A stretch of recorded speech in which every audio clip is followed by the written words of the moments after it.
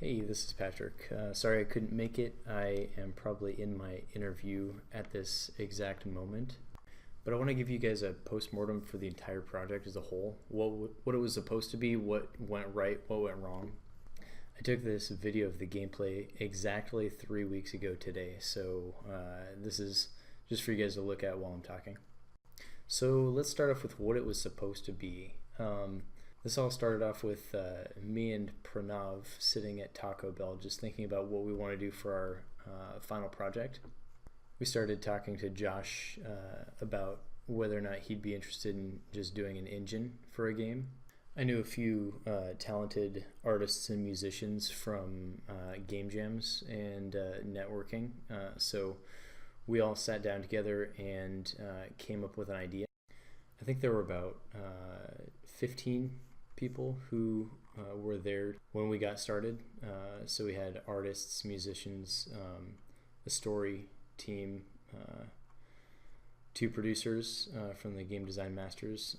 So I felt like we were doing pretty well. We had game designers, and this was all over the course of a few weeks. Like I tasked everybody with coming up with an idea that they could present. So the goal was to make the game everyone's, not just mine. I didn't want a bunch of people working on my game. I wanted everyone to be able to take ownership and be excited to work on their game, So we came up with an idea that was kind of like Okami on an alien-like planet, Avatar-like planet with good graphics.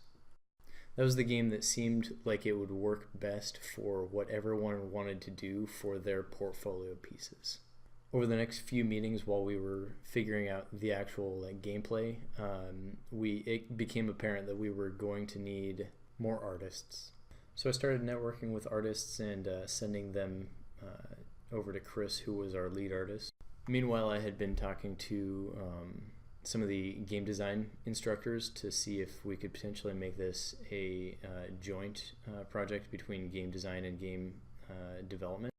I had heard that that was something that had been done in the past, and they have since stopped that. At the time, I thought that it was because no one wanted to take on the task and it was just difficult to manage.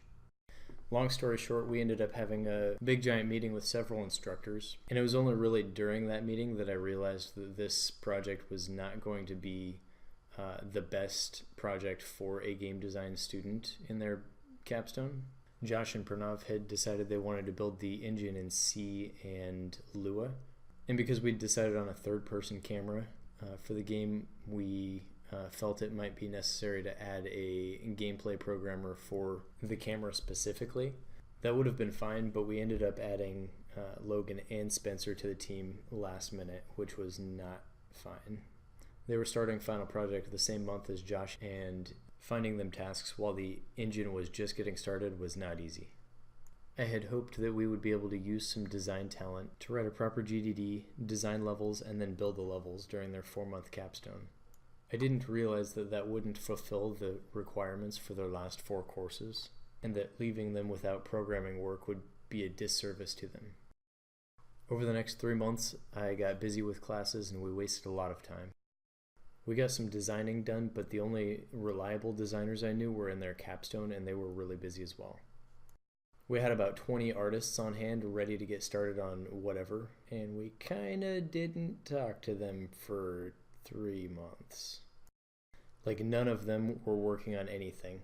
So I took a month off of classes to write descriptions and create mood boards for everything that the artists would need to do. I assigned tasks to all of the artists, and then at the end of the month I passed the torch back to Sergio so that I could start on the level editor. The team's main source of communication was through Discord, and excitement was high because everyone could see that things were happening. Shortly after, it was decided that we would start assigning and managing tasks via private group messages based on the asset, so only the artists working on the player would be able to read that conversation. In summary, there were a lot of things that went wrong, but there were a lot of things that went right too. I'm sure that everyone took something from this experience, and the people who put a lot of effort into this got a lot out of it. I've thought really hard about what I could have done differently with the knowledge I had at that time. But we can't change the past, we can only change the future. Also, the definition of postmortem is an examination of a dead body to determine the cause of death. So now that we've learned from our mistakes, let's bury it.